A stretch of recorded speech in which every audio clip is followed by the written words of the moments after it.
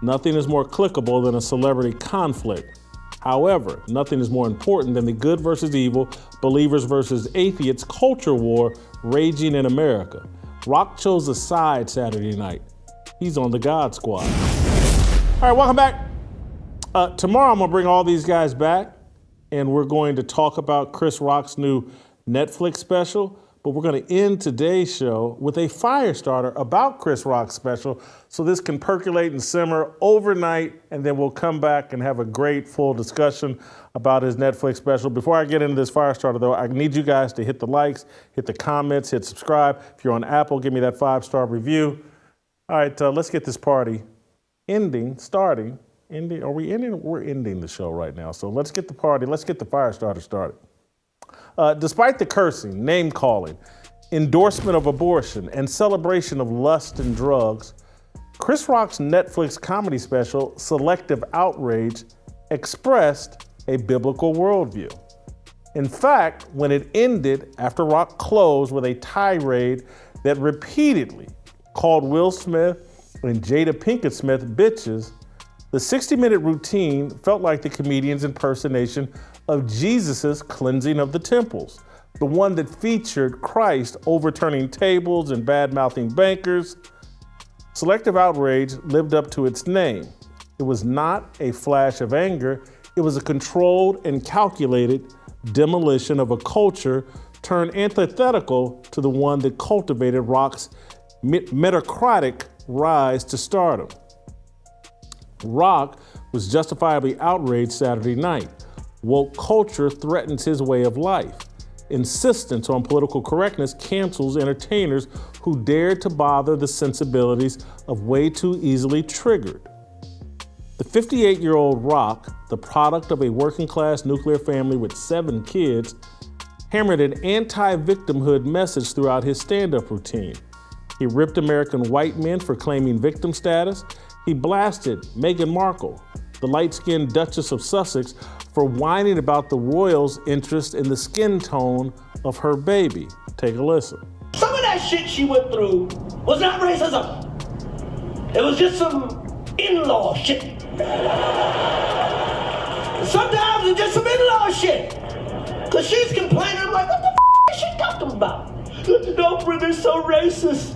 They wanted to know how brown the baby was gonna be. They're so racist, they wanted to know how brown the baby's gonna be. I'm like, that's not racist. Cause even black people wanna know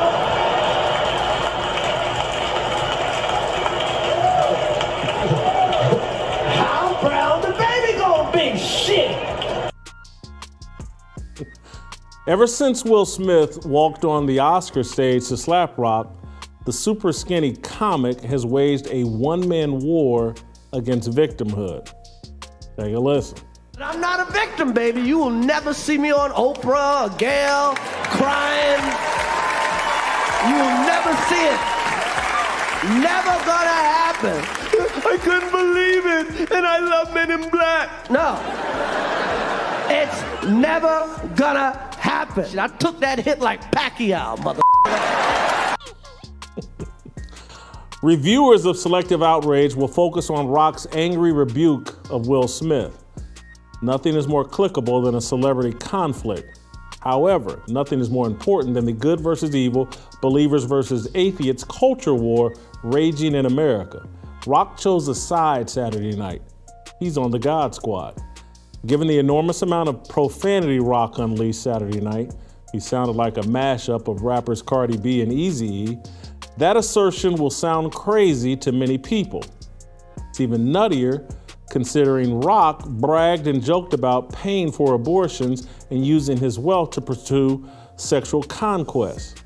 To wild applause, Rock proudly staked a pro-choice position, saying he wants his 2 daughters to control their bodies and complaining that many states now outlaw abortion. But that was all just a setup to Rock's real joke and even realer point. Abortion is murder.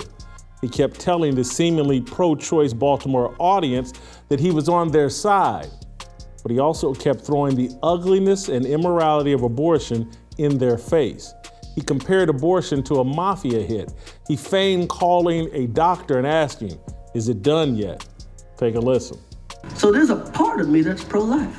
But since I love my daughters unconditionally, I love them not just as little girls, I love them as grown women. I want my daughters to live in a world where they have complete control of their bodies, okay? Okay? And because of that, I am pro-choice. I'm absolutely pro-choice, okay? I believe women should have the right to kill babies.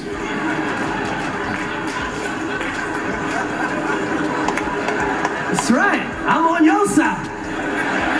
I believe you should have the right to kill as many babies as you want. Kill them all, I don't give a f***. But let's not get it twisted, it is killing a baby. Because whenever I pay for an abortion, I request a dead baby. Sometimes I call up the doctor like a hitman. Is it done? Chris Rock is not pro-abortion. Throughout his career, he's made it quite clear life begins in the womb.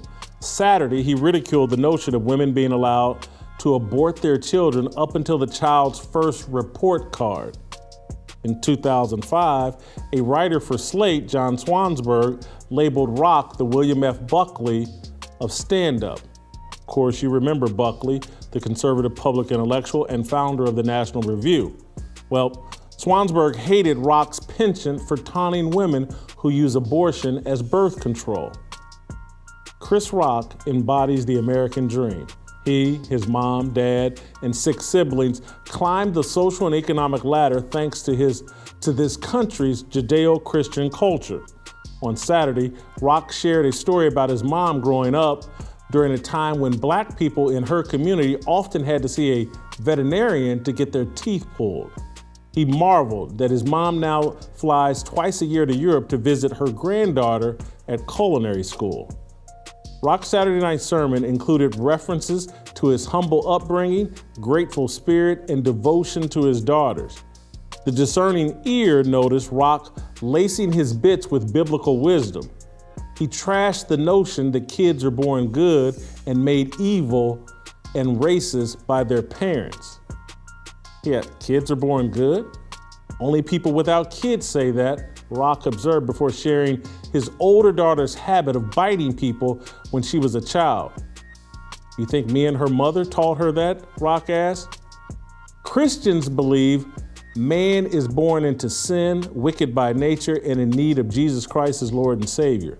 Non-believers think man is born pure and turned wicked by the world. Rock also cleverly explained the natural order and the benefits of a patriarchal culture. He said you can judge a neighborhood by who is at home at 12:15 in the afternoon on a weekday. If you see women in sweatsuits, walking babies, riding bikes, and just leaving the gym, you know you're in a good neighborhood.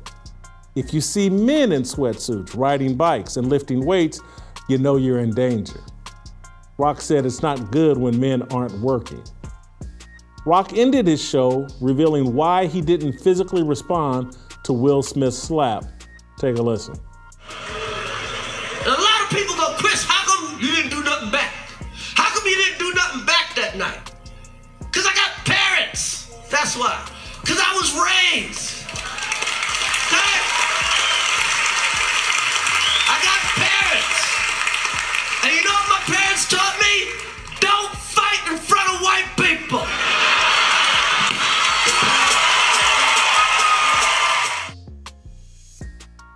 That was worthy of a mic drop.